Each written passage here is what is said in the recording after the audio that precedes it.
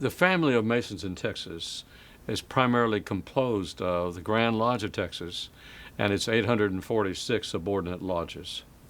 Those 846 subordinate lodges are the homes for now approximately 90,000 Masons. The Masonic fraternity is unique. Only requires three things to be a Mason. You must have a belief in a supreme being. Now, you may call him God, you may call him Allah, you may call him Jesus, but that belief in that supreme being is absolutely necessary, or you're never permitted to be a Mason. So, the first cornerstone of Masonry is you must have a belief in a supreme being. The second is, and some people consider this to be the most difficult, you must be a man of good character. But when we're trying to determine a man's character, you're trying to determine how he's going to live his life for the rest of his life, whether he be 18 years old or 90 years old. We've had men in that age join the fraternity. And you're trying to find how he has lived his life up to that moment. You visit his home, you meet his family, he refers you to other Masons that he has known, and you try to determine if he's a man of his word and his character is really there. Upon determining that he is a man of good character, you then move to the next cornerstone. And the third cornerstone, and I consider one that distinguishes this fraternity from all other organizations around the world, knowing that this fraternity goes across every geographical and physical boundaries, oceans, mountains, borders. We're around the world, and that is that we meet on the level. Now, to me, that's something that has to be heartfelt. That's the first thing when a man tells me he's interested in being a Mason. I tell him about the Supreme Being, that he must profess his belief. I tell him that he must be a man of good character. But I explain to him what meeting on the level means. And what that means to me is that the moment that man petitions, and for the rest of his Masonic career, we judge his actions by his character, disregarding any kind of education, wealth, whatever, and judge him on his character. That's meeting on the level. That's the Masonic fraternity.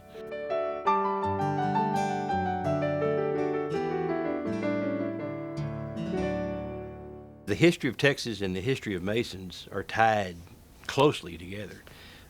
When you think of Texas history, you think of people like Davy Crockett, Jim Bowie, Travis, Juan Seguin, Lorenzo de Zavallo, Thomas Rusk, Sam Houston, Stephen F. Austin, on and on. These were all Masons. These were all Masons that came into Texas and helped Texas form or gain her independence from Mexico. The Grand Lodge of Texas was formed in 1837. It was actually a group of Masons that were part of Austin's colony that wanted to have a lodge here. They come from different parts of the United States into Texas and wanted to have a lodge. So to have a lodge, they had to petition some other Grand Lodge to get permission to do so. So they petitioned Mexico, the Grand Lodge of Mexico. And it was during that important time in Texas history that Texas and Mexico were at odds.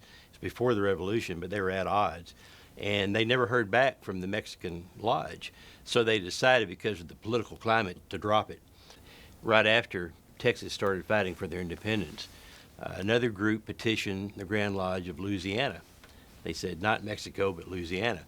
And it was granted by a man named Holland, who was a Grand Master in Louisiana at the time. And the petition actually arrived in Texas just in time for the Battle of San Jacinto in the saddlebag of Anson Jones, and was in the saddlebag during the entire battle. So after Texas won her independence, the first lodge was Holland Lodge Number 1, chartered and named after the Grand Master of Louisiana. That was the first Masonic lodge in Texas. Now, shortly after that, a year in 1837, after Texas had been a republic for about a year, another group of Masons got together, decided to have a Grand Lodge, and the first group to form the first Grand Lodge was presided over by Sam Houston. And then the next year, Anson Jones was elected as the first Grand Master of Texas. Texas education, public education in Texas Masonry in the early days. Most of the Masonic lodges were also used as the first public schools because they were a convenient place to meet. They were set up for meeting, and they weren't being used during normal school days. So Texas Masons are credited with starting the first public schools in Texas, by allowing their lodges to be used as the schoolrooms. Maribel B. Lamar came to Texas from Georgia, and he signed up in the Texas Army. He signed up as a private. So he's at Sam Houston's camp just before San Jacinto, and his friend, also from Georgia, Thomas Rusk, and a group of Rusk men were actually trapped behind Mexican lines. So somebody had to go rescue them. So Lamar hops on a horse, and this isn't exactly how it happened, but this is the way I love to tell the story. Hops on a horse, grabs a sword, and with a group of his men, and he charges the Mexican lines. And he charges right through the line. The Mexican line virtually parted, let him come through. They gathered up Rusk's men, and they headed back through. It was such a show of bravery that the Mexican soldiers laid down their arms and cheered for him as he went back through. So he gets back to the Texas line, and Sam Houston hears about what happened. Sam Houston goes up and makes him a major. And he actually led the cavalry charge at the Battle of San Jacinto. And when Lamar was the second president of the Republic of Texas, Lamar is known as the father of education in Texas. He founded many of the first public schools. He set aside money for state universities, and virtually worked very hard to establish public education in the state of Texas. The thing about Texas history and Masonry that has always fascinated me the most was the fact that the heroes of Texas were all Masons. All of the presidents of the Republic of Texas were Masons. Over half of the signers of the Texas Declaration of Independence were Masons. They weren't heroes because they were Masons, but yet they were Masons. The guys like Davy Crockett and Jim Bowie and Sam Houston and Edwin Ward Moore, who was the Commodore of the Texas Navy, and Stephen F. Austin. So when you study Texas history and you hear of the heroes, the founders of Texas, chances are very good they were Masons.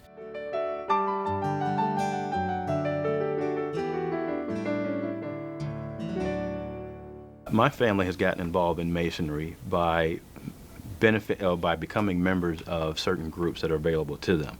My wife got involved by being a member of the Order of Eastern Star, which is a Masonic group for women and men, but women have to have a Masonic affiliation. That could be any male relative, or if their mother was an Eastern Star, that allows them to participate as well. My daughter has gotten involved through the International Order of Rainbow for Girls, which is a Masonic youth group for girls that teaches leadership and civic responsibility. And then there are also ways for those that have sons that like their boys to participate can join the International Order of Demolay. Each youth group teaches and stresses important moral lessons and values. They teach civic responsibility. You learn leadership skills, and you also create bonds, worldwide bonds that are lifelong and lasting.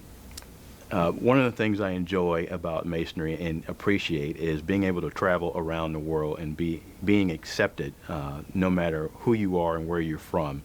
And kind of give you an example, I went to Mexico with some brothers, and we went to a Masonic lodge we had never visited. And when we met the brothers there, we were received so openly and warmly as if we were long-lost blood brothers that they had not seen in years. And that's pretty comforting to be able to go anywhere, primarily anywhere in the world, and have that reception. And that's a strong bond that you can't get in any other fraternity or civic organization. And those are the kinds of bonds that the Masonic youth groups support as well, because they are involved in not only local but national activities as well, and those are lifelong bonds that they will carry on and have with them for their entire life. The time restraints that we have in Masonry include just the multiple facets of life in having family that are involved in sports, families that are involved in extracurricular school activities, which limits one's ability to participate in Masonry. So those we have to take into consideration as well. And one of the things that we espouse in Masonry is that the activities that we do in Masonry should not detract from our responsibilities to our our God, our religion, our family, and work. At the local level, a lot of lodges will have participatory programs like Family Day. They'll do picnics, they'll do dinners, holiday dinners. Valentine's dinner is a big one at a lot of the local lodges. At the state level, the Grand Lodge will sponsor a Masonic Family Day at the Masonic Retirement Center in Arlington, and that's a pretty big to-do. But there's usually always something, either local lodges or at state level, that affords the family members to participate as well.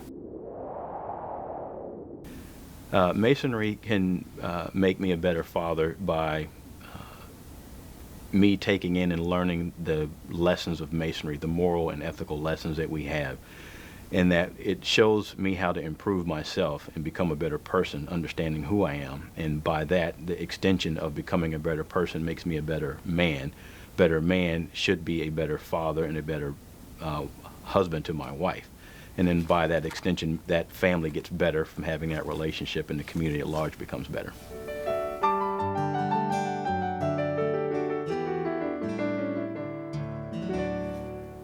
There's this thought out there that Masonry is a secret society. It's actually pretty far from the truth when you think about it. Masonry, aside from, a couple of modes of recognitions, our handshakes and our words, and specifics to our ceremonies, we can share almost anything else. We could talk to you about the teachings of our fraternity. We could talk to you about the morals of our fraternity. We could talk to you about the lessons within our fraternity. And in fact, most Masons, especially Masons my age, will be eager to share those with members of the outside community. If you want to be a Mason, you have to ask to be a Mason. Nobody's going to come up to you and ask you to join our fraternity.